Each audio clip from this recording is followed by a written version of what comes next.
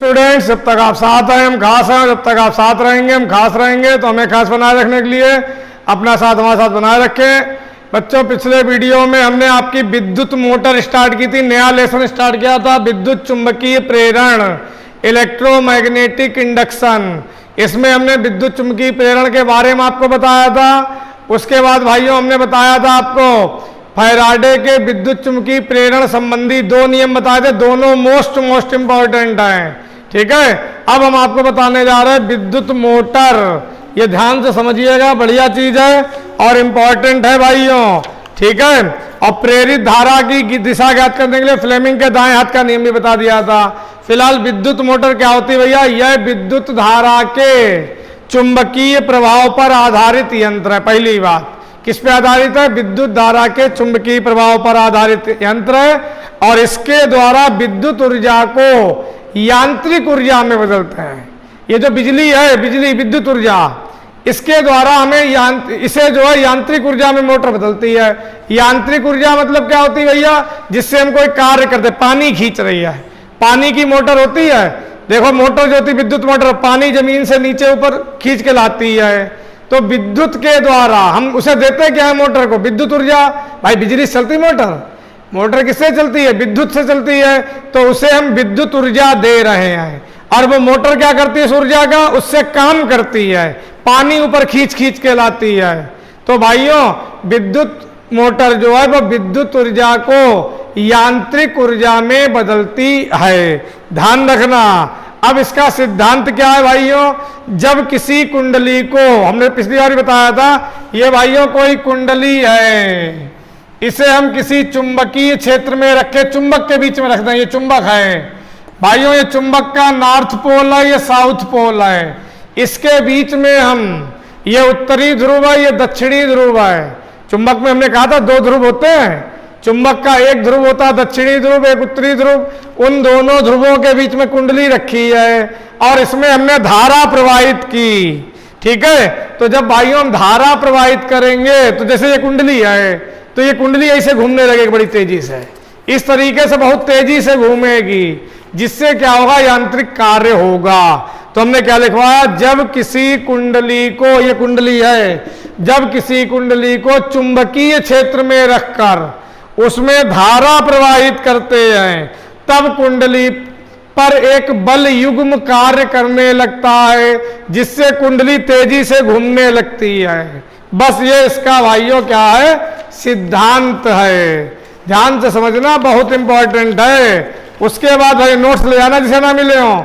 उसके बाद संरचना देखो इसकी पहले ध्यान से, विद्युत मोटर की संरचना। भाइयों विद्युत मोटर में केवल 4 पार्ट हैं, चित्र बना के समझा रहा है आप लोगों को। 4 पार्ट हैं भाइयों, ध्यान से समझना। विद्युत मोटर में क्या होता है भाइयों? केवल 4 पार्ट हैं। ये देखो, एक होता सबसे पहले क्षेत्र चुंबक। ये एक चुंबक है भाइयों, ये चुंबक के ध्रुव हमने दिखाए, ध्रुव। ये चुंबक के भाइयों ध्रुव हैं, एक है नॉर्थ पोल, एक है साउथ पोल, एक है उत्तरी ध्रुव, एक है दक्षिणी ध्रुव। अब हमने क्या किया भैया? ये क्षेत्र चुंबक हो गई, इसके बीच में एक हमने एक कुंडली ले ली, आयताकार कुंडली। ये जो है नरम लोहे की बनी होती भाइयों, पतले लोहे की, मुलायम लोहा जो होता है इसे मुड़ जाता, जो नरम लोहे की भाइयों ये बनी होती है। इसे जो है तांबे की पत्ती लेते, नरम लोहा लेते हैं, उसके ऊपर तार लपेट देते हैं, तार लपेट कर ये कुंडली बनाई जाती है। अब भाइयों कुंडली का एक सिरा देखो, ये है एक सिरा, ये है भाइयों। इसमें क्या होता है? आधा गोल अर्धवृत्ताकार, भाइयों अर्धवलयाकार या अर्धवृत्ताकार रिंग लगी होती है, रिंग। एक देखो भैया, रिंग का मतलब चूड़ी समझ लो, ये रिंग है एक छल्ला, ये एक रिंग है, छल्ला है भाइयों। इसे हम अर्ध कर दें, अर्ध मतलब आधा, इसे 20 से हमने आधा आधा कर दिया भाइयों। तो आधा हिस्सा इसका ये है, आधा हिस्सा ये है। तो देखो भाइयों, आधा हिस्सा इसका ये है, आधा हिस्सा ये है इसका। ठीक, तो ये कहलाते हैं जो रिंग होते हैं, इन्हें कहते हैं, ध्यान दीजिएगा, बलय कहते हैं, इन्हें कहते हैं विभक्त बलय। अब भाइयों इसे टच करते हुए तांबे की दो पत्तियां लगी होती हैं या किसी और धातु की ये दो पत्तियां लगी होंगी भाइयों। ये एक पत्ती ये लगी, एक पत्ती ये लगी भाइयों टच करते हुए, और इन पत्तियों में दो पेंच लगे होते हैं ये इन पेंचों का संबंध जो है बैटरी से कर देते हैं। ये बैटरी लगी भाइयों, ये बैटरी लगी हुई है जिससे हम धारा प्रवाहित करेंगे। धारा यहां से इसे आएगी भाइयों, इसमें जाएगी, इस पेंच से इस वाली पत्ती में पहुंचेगी और पत्ती से होते हुए इधर से होते हुए इस वाली भुजा में आएगी, इधर आएगी धारा, इधर आएगी और ऐसे वापस चली जाएगी। ठीक भाइयों, फिर इस तरीके से आगे बढ़ती जाएगी। तो ये विद्युत मोटर की हो गई संरचना। नोट्स में चित्र नहीं बना, आप लोग इसे देख के चित्र बढ़िया सा बना लें भाइयों। इसे वीडियो को देखकर एक बढ़िया चित्र बना लें। जिस बच्चे के नोट्स हमने लिए थे पिछली साल वाले, वो उसने चित्र बनाया नहीं होगा, मक्कारी की होगी। ठीक, फिलहाल ये आप चित्र बना लें। चित्र बन गया, नाम भी रखे दे रहे, इसका नाम ABCD, इस तरीके से नाम रख दिए भाइयों। अब समझते जाइए, पहले हमने देखिए क्या लिखवाया है। इसकी संरचना को भाइयों ध्यान से समझिएगा। विद्युत मोटर के निम्नलिखित मुख्य 4 भाग होते हैं। कितने भाग होते हैं? 4 भाग होते हैं। सबसे पहला होता क्षेत्र चुंबक। भाइयों सबसे पहला भाग क्या होता? क्षेत्र चुंबक। ये देखो भाइयों, ये चुंबक का हमने ध्रुव दिखाया, ये और ये। तो यह एक शक्तिशाली, इसमें हमने क्या लिखवाया है? यह एक शक्तिशाली चुंबक, स्थायी चुंबक होता है। यह एक शक्तिशाली स्थायी चुंबक होता है जिसके 2 ध्रुव N तथा S, 2 ध्रुव N तथा S होते हैं। और भाइयों इस चुंबक के द्वारा चुंबकीय क्षेत्र उत्पन्न किया जाता है। इस चुंबक के द्वारा चुंबकीय क्षेत्र उत्पन्न किया जाता है जिसमें कुंडली घूमती है। तो देखो भाइयों, यह एक शक्तिशाली चुंबक होता है जिसके द्वारा चुंबकीय क्षेत्र उत्पन्न किया जाता है। इसके 2 ध्रुव N और S होते हैं। नंबर 2, दूसरा पार्ट है आर्मेचर। भाइयों आर्मेचर इस कुंडली को कहते हैं। ये जो कुंडली है भाइयों, ये वाली, ये जो कुंडली है इसे कहते हैं आर्मेचर। इसी को कहते हैं भाइयों आर्मेचर। तो देखो क्या लिखवाया, यह तांबे के तारों को नरम लोहे पर, ध्यान दो, तांबे का तार लेते हैं और नरम लोहा, मुलायम लोहा लेकर, मुलायम लोहे की पत्तियां लेते हैं भाइयों, ठीक है। नरम लोहे की पत्तियों को एक के ऊपर एक रखकर उस पे तांबे का तार लपेटकर यह कुंडली बनाई जाती। देखो क्या लिखवाया, यह तांबे के तारों के अनेक फेरों को लोहे के क्रोड पर लपेटकर बनाई गई आयताकार कुंडली ABCD होती है। भाइयों हमने क्या किया, एक लोहे का टुकड़ा लिया, नरम लोहा, पतला पत्ती, हमने लोहे की एक पत्ती ली चौकोर, उसके ऊपर दूसरी पत्ती रखी, तीसरी पत्ती रखी, चौथी पत्ती रखी, 5वीं, तो गड्डी बन गई गड्डी।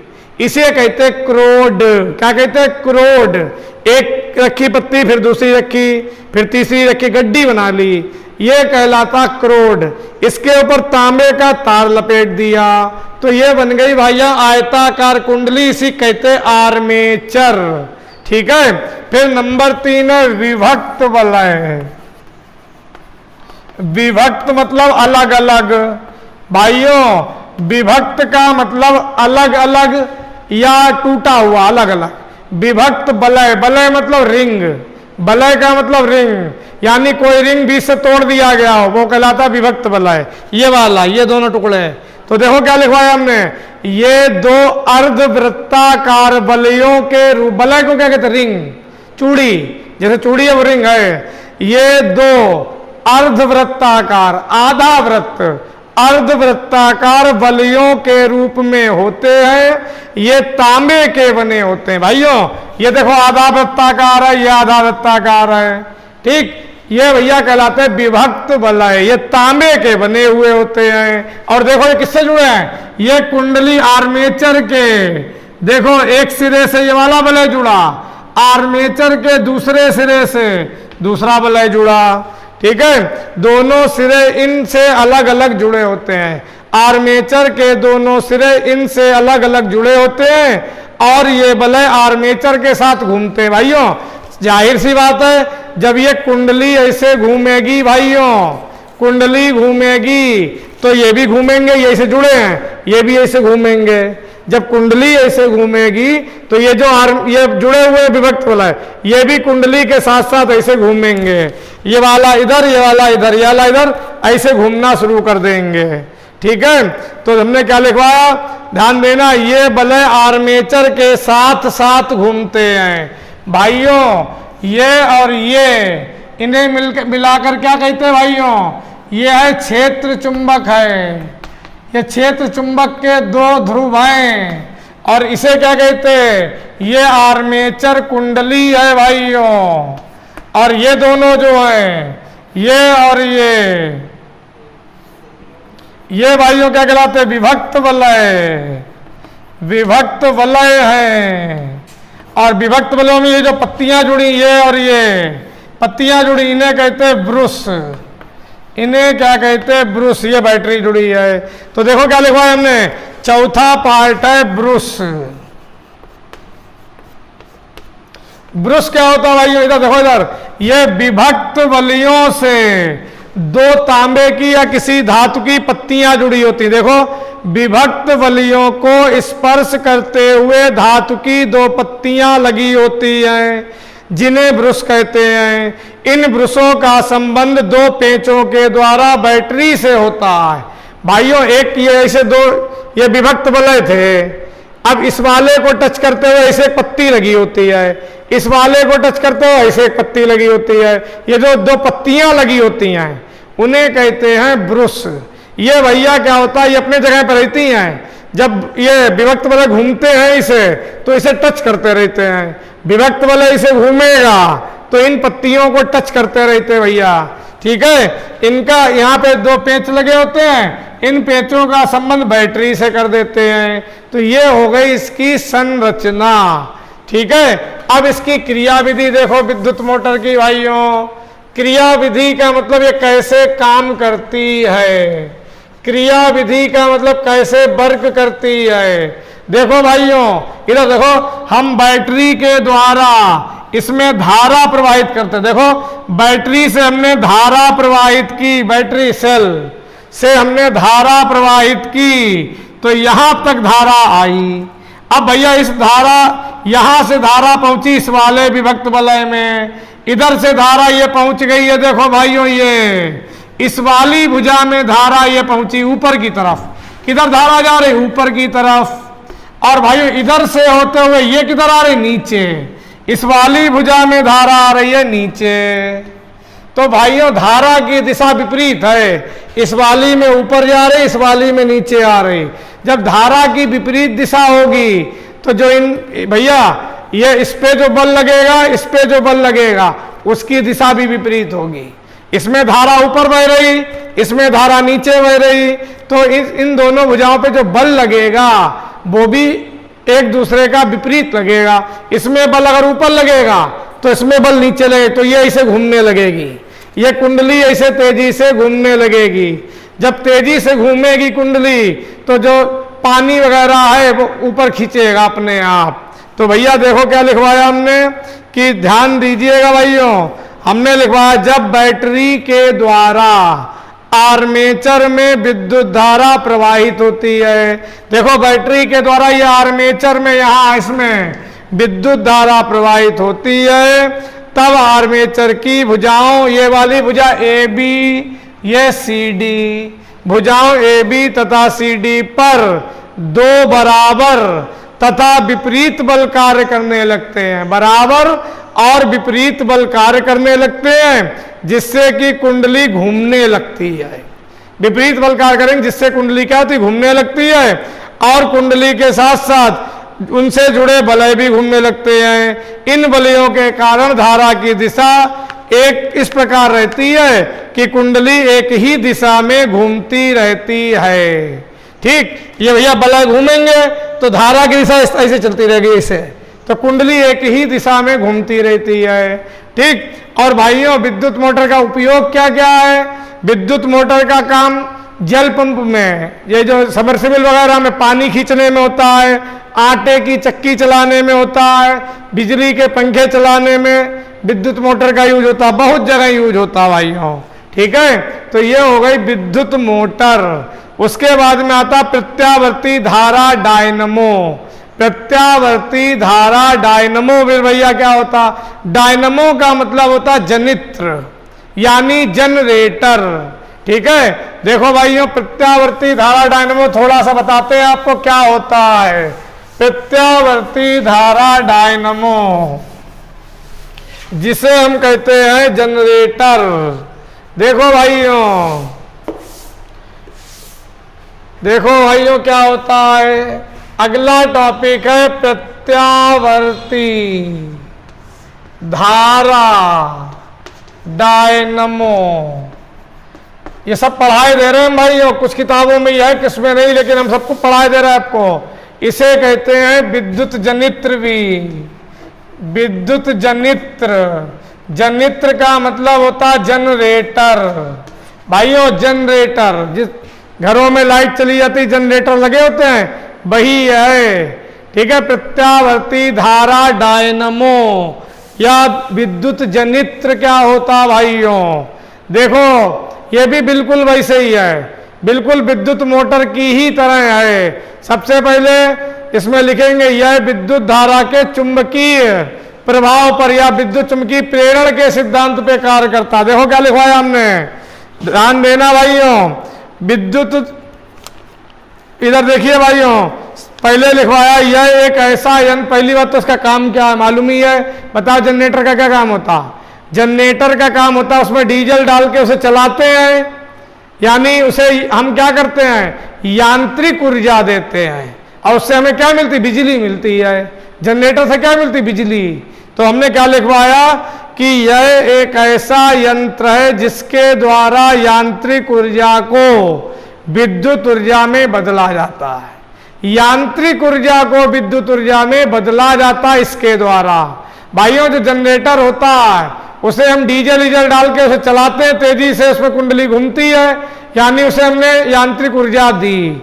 अब जब कुंडली घूमेगी तो हमें क्या होता है, जनरेटर चलता है, क्या मिलती? बिजली मिलती, विद्युत मिलती है, यानी यांत्रिक ऊर्जा को यह विद्युत ऊर्जा में बदलता है। सिद्धांत देखो भाइयों इसका सिद्धांत क्या है भाइयों? इधर देखो सिद्धांत क्या है कि यह फैराडे के, याद रखना ये प्रत्यावर्ती धारा डायनमो जो है फैराडे के विद्युत चुंबकीय प्रेरण के सिद्धांत पर कार्य करता है। ठीक है, ये प्रत्यावर्ती धारा डायनमो जो है ये फैराडे के विद्युत चुंबकीय प्रेरण के सिद्धांत पे काम करता है। बताओ विद्युत चुंबकीय प्रेरण का सिद्धांत है क्या? पहला वाला नियम क्या है भाई? सिद्धांत यह है कि जब किसी, ध्यान देना, जब किसी कुंडली से संबद्ध फ्लक्स में परिवर्तन करते हैं तो कुंडली में एक विद्युत वाहक बल उत्पन्न होता है जिससे प्रेरित धारा उत्पन्न होती है। ये है, तो लिखवाया यह फैराडे के विद्युत चुंबकीय प्रेरण के सिद्धांत पर कार्य करता है। जब किसी बंद कुंडली को चुंबकीय क्षेत्र में रख के घुमाते हैं तब चुंबकीय फ्लक्स में परिवर्तन होने के कारण कुंडली में विद्युत वाहक बल और विद्युत धारा उत्पन्न होती है। जब किसी कुंडली को हम चुंबकीय क्षेत्र में रख के घुमाएंगे तो चुंबकीय फ्लक्स में परिवर्तन होगा, और जब परिवर्तन होगा तो विद्युत वाहक बल उत्पन्न होगा और प्रेरित धारा उत्पन्न होगी। यही इसका सिद्धांत है। संरचना भी वही है भैया, संरचना देखना, कंस्ट्रक्शन। संरचना में देखिएगा भाइयों, क्षेत्र चुंबक वैसे रहेगा, आर्मेचर वैसे रहेगा, सर्पी वाला है, बस यहाँ पे रिंग थोड़ा सा चेंज होगा भाइयों। इधर देखिए चित्र बनाए दे रहे संरचना का, इसमें भी भाइयों वैसे ही बिल्कुल क्षेत्र चुंबक होगी, बिल्कुल वैसे ही, जिसके दो ध्रुव होंगे N और S। ठीक, एक आर्मेचर कुंडली होगी, आर्मेचर कुंडली यह है भाइयों। अब की इसमें क्या होगा, अब की भैया ये बेलन के आकार के जुड़े होंगे, अब की बार सर्पी वलय नहीं, अब की होंगे, अब की विभक्त वलय ये सर्पी वलय होंगे। एक देखो ये जुड़ा और एक इसके अंदर से तार गया और भाइयों ये जुड़ा इस तरह से, बस ये अंतर है। ठीक है, ये जुड़ा, एक पत्ती इससे जुड़ी हुई है और एक पत्ती इधर वाले से जुड़ी हुई होगी भाइयों, ये इस तरह से। और इस तरीके से इसमें अब की बल्ब लगाएंगे, बल्ब, अब की इसमें बल्ब लगाएंगे भाइयों। एक पत्ती ये लगी हुई, किताब से देख के चित्र बना लीजिएगा। एक पत्ती ये लगी, एक पत्ती ये लगी भाइयों। ठीक है, इस पत्ती को कहते हैं ब्रुश, ये पत्ती लगी ब्रुश और ये बल्ब लगा हुआ अब की बार बल्ब। अब की भैया बल्ब इसमें जुड़ा होगा जिसमें हमें धारा भेजनी है। ठीक, तो देखो भाइयों, एक अब की बार ये बेलनाकार, बेलनाकार ये छल्ले होंगे जिन्हें हम कहेंगे सर्पी वलय। तो ये चित्र आप लोग फिर बना लीजिएगा, ABCD। ठीक, ये भैया बेलनाकार है, इसे हम अगले वीडियो में अच्छी तरीके से समझा देंगे। इतना आप लोग तैयार कर लीजिएगा और ये डायग्राम जरूर बना लीजिएगा। किताब से देख के चाहे बना लीजिएगा, चाहे यहाँ देख के बना लीजिएगा। ठीक भाइयों, तो इसे हम और इसे अगले वीडियो में पूरा चैप्टर हम खत्म कर देंगे। कल वीडियो में पूरा चैप्टर आपका खत्म हो जाएगा भाइयों, फिर आपके पूरी फिजिक्स खत्म हो जाएगी, केवल न्यूमेरिकल बचेंगे। ठीक, और भाइयों आप लोगों के ऑफलाइन क्लास शुरू होने वाले हैं। ठीक है, 16 तारीख से आप लोगों का ऑफलाइन क्लास लगेगा। 15 तारीख को मैथ का टेस्ट है। मैथ के टेस्ट में तीसरा चैप्टर आएगा, चौथा चैप्टर आएगा, 7वां चैप्टर आएगा, जिसमें चौथे में से बहुत कम देंगे, तीसरा और 7वां चैप्टर बहुत देंगे। उस पर ज़्यादा आप लोग मेहनत करिएगा। और 16 तारीख से आपका बैच लगेगा। 15 तारीख को मैथ के टेस्ट का टाइम सुबह 9 बजे है। 15 तारीख को मैथ के टेस्ट का टाइम सुबह 9 बजे। कितने बजे? सुबह 9 बजे मैथ का टेस्ट है आप लोगों का। ठीक, टाइम अगर बदलेगा तो बैच वाले पे हम आपके मैसेज कर देंगे। ठीक भाइयों, तो तैयारी करते रहिए और बहुत जल्दी हम लोग 2-3 दिन के अंदर कोचिंग में मिलेंगे। कोचिंग में आपके ऑफलाइन क्लास शुरू हो जाएंगे। अपने दोस्तों सबको बता दीजिएगा कि कोचिंग में क्लास स्टार्ट हो गए भाइयों। ठीक है भाइयों, तो मिलते हैं अगले वीडियो में। Thank you.